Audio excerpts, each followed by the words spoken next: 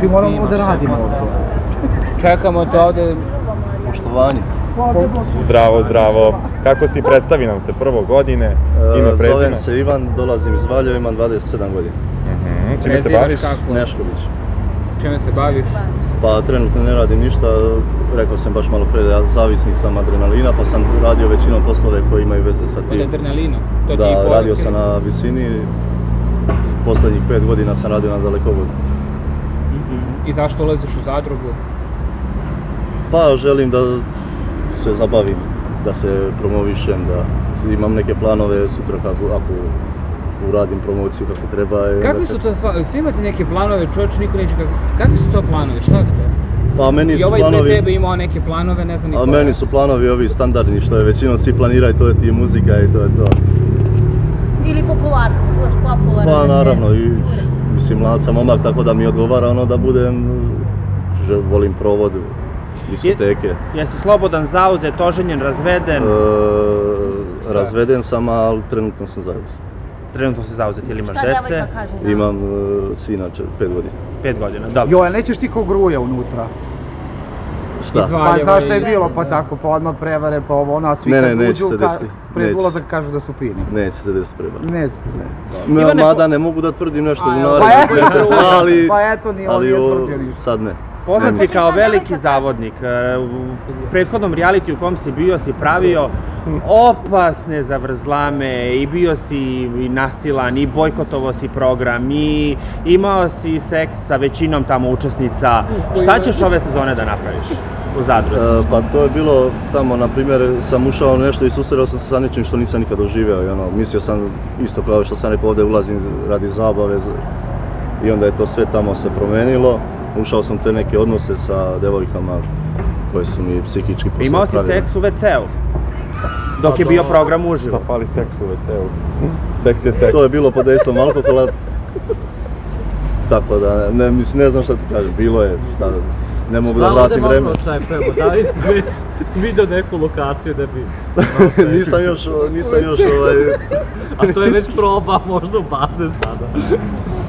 Nisam još provjerio kako izgleda unutrašnjost zadruge, ali čim budem ušao i provjerio odmah ću te ćoškove da obratim pažnju. Čekaj, imaš takve egzibicije i na polju da tako biraš neka neobična mjesta ili je to samo kad si u... Pa nije baš da nema.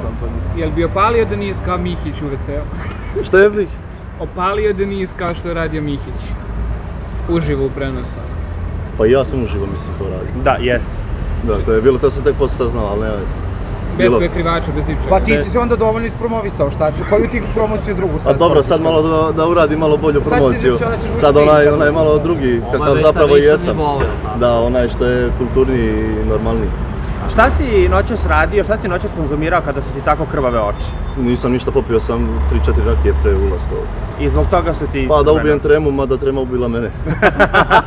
Sad ćemo te mi dokrećati, nema veze. Šta su ti rekli roditelji? Šta su rekli da sam budala, da nisam normalan. A sin šta je rekao? A sin je još mali, tako da on i ne zna baš. Da će ti nedostajati? Naravno. Jel imaš ugovoru da ga viđeš ili tako nešto? Ja ne mogu da se sjeti sad. Kakvim se odnosima sa bivšom suprugom? U savršenim smo odnosima, sad smo mnogo boljim odnosima nego prije što smo bili. Znači bilo je problema, prevario si verovatno? Da, ja sam prevario nju. S kontim prevarama ili? Ne, to je bilo kad sam imao 21 godinu, ono, mislim, dečija ljubav, sad drugačije gledam na to sve i ne bi to Kome su posvećene te dve tetovaže na vratu? Ovo je sve vezano za srpstvo. Jel postoji nešto što kriješ, a bojiš se da mi to ne saznamo? Pa nema ništa, ja sve što pričam kako jeste i ne plašim se ničega da bi ono... Nemam sad nešto da ja mogu da nagrabusim zakonski. Sve što je moglo ja sam nagrabusio. Si rekao si imao seks pred kamerama, zanima me kako budeš došao iz reality, ako te neka porno industrija bude zvala da budeš glavni akter nekog filma, da li bi pristao i za koje pare? Pa ako bude neka dobra suma možda i pristane, ko znam. A šta se oni složi? Ako se složi moja bivša devojka, moja devojka sadašnja. Jel imaš OnlyFans? A već je bivša. Nemam. Nemaš ni u planu to dobro. Ali zato gole slike imaš, pojavile se na Twitteru. Moje? Da. Pa jedino ako je iz prethodnog reality. Da. Čovječe selfie to. Ne. U ogledalo neko. Ne. Devojka sa kojom si imao odnos u prošlom reality ulazi i ove sezone zajedno sa tobom u zadrugu. Ne znam da li to znaš. Mislim na Maju. Pa dobro, Maja, brate, bila sa svima. Zato što sam čuo da i druga ulazi, tako da ne znam sad. Ali konkretno mislim na Maju. U WC-u je bilo sa Majom. To je bilo da, oboje smo bili i oboje smo malo i sa glavom, tako da pripomogli smo se u tom momentu. A dobro, a hoćeš recimo ako Maja bude izrazila želju da ovog puta ponovite... Pa što, moraš overiti neki deo zadruge sa Majom? Ne, sigurno. Koja ti se od zadrugarki dopada koji si gledao prethodnih sezona? Pa, malo pre sam rekao, ne, Mina. Mislim kao osoba, kao devojka, kao fizički, Maja Marinković, Dalila... Pa dobro, naravno. I one? Pa dobro. Znači bitno ti da imaju silikone? Ne, ja volim Dalila nema silikone. Ja volim prirodu. Pa ti sve koje si naveo... Ne, pa dobro, ne znam sad za Minu. Mina ne znam da li ima šta... Ne, prirodna je. Da. Ona mi je da, onako devojka najlepša, što sam video u tom realitiju gdje sam bio uživo i imao se priliku. Jel možeš sebe da kažeš da si moralan čovjek? Pa ne. Pa ne znam. Bio si konfliktan u prethodnom realitiju, hoćeš biti ovako u zadruzi takav, isti kakav si bio i tamo?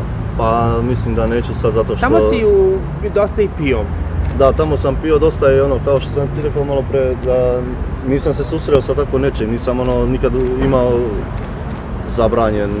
zabranjeno kretanje, znaš, pogotovo i tu su ljudi bili koji su provocirali te, opet pa i ovdje će toga biti. Pa dobro znam, ali opet ovdje ulazim jer sam već, znam kako funkcioniše to, da sad vidjet ću, možda bude gore. A ako ti neko dirne porodicu, će biti neki okršaja? Ne, što se tiče porodice, ja ne diram nikome porodicu i moju porodicu nikad neće dirati. A će biti okršaj ako neko dirne? Sigurno. Što se tiče toga, da, sigurno. Na što si najslabiji? Na dete. Mislim, porodica kao porodica, ali dete, to nije baš... Kako ćeš mu objasniti da odlaziš na 9 mjeseci? Pa, to će majka da mu objasni. Ona bolje to može da je. A je li dete kod tebe ili kod majke? Kod majke. Ćeš se boriti nakon zadruge sa starateljstvom? Ne, smatram da je ipak dete bolje da bude sa majkom nego ipak majčina ljubav. Jel plaćaš alimentacije i to redovno izmiruješ sve, nema zašto da se neki prljav veža se iznese od tebi? Ne, to što se tiče za dete, sve i van alimentacije, ipak je to moje. Tako da tu ne dešava se da niti kasni, niti ima problem sa mnom supruga oko toga. Si imao nekad problem sa zakonom? Da. Bio si u zatvoru? Više puta nisam. A sve je bilo za malo, ali... A šta si, koji problem si imao? Kazne, vožnja, pijan? Ne, većinom, pa dobro, bilo i tuče? Da, većinom su tuče. To je najviše ono što me unazadio. Hvala ti i srećno.